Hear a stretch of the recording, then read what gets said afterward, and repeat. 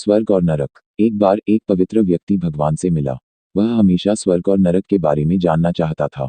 इसीलिए जब वह भगवान से मिला तो उसने भगवान से पूछा, क्या आप मुझे बता सकते हैं कि स्वर्ग और नरक क्या है? भगवान मुस्कुराए और उसे दूसरी दुनिया में ले गए। वहां वह दो दरवाजे के सामने खड़े थे। भगवान ने उसे प्रत्येक दरवाजे के अंदर जाकर देखने के लिए कहा। पवित्र व्यक्ति ने पहला दरवाजा खोला। वहां उन्होंने एक बड़ी गोल मेज को देखा जिसके चारों ओर लोग बैठे थे।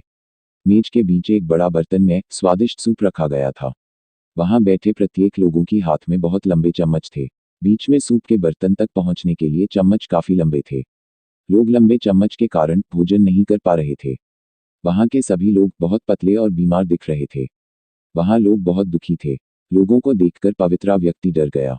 पवित्र व्यक्ति उस कमरे से वापस आया और दूसरे कमरे का दरवाजा खोला। यह कमरा पहले कमरे जैसा ही था। यहाँ बड़ी गोल मेज में बैठे प्रत्येक लोगों के हाथ में लंबे चम्मच था। लेकिन यहाँ सभी लोग स्वस्थ और सेहतमंद थे। वह एक दूसरे से बातें कर रहे थे और खाना खा रहे थे। पवित्र व्यक्ति यह देखकर खुश हुआ और दरवाजे से बाहर आया। वह भगवान के पास गया और कहा, मैं नहीं समझा। दोनों कमरे समान हैं, फिर भी एक कमरा दुख से भरा है और दूसरा खुशी से भरा है।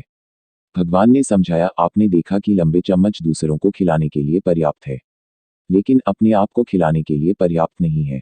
पहले जिस कमरे में आप गए थे वह नरक था।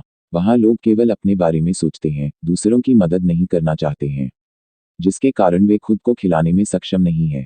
और दूसरा कमरा स्वर्ग था। यह उन लोगों से भरा था जो परवाह करते थे।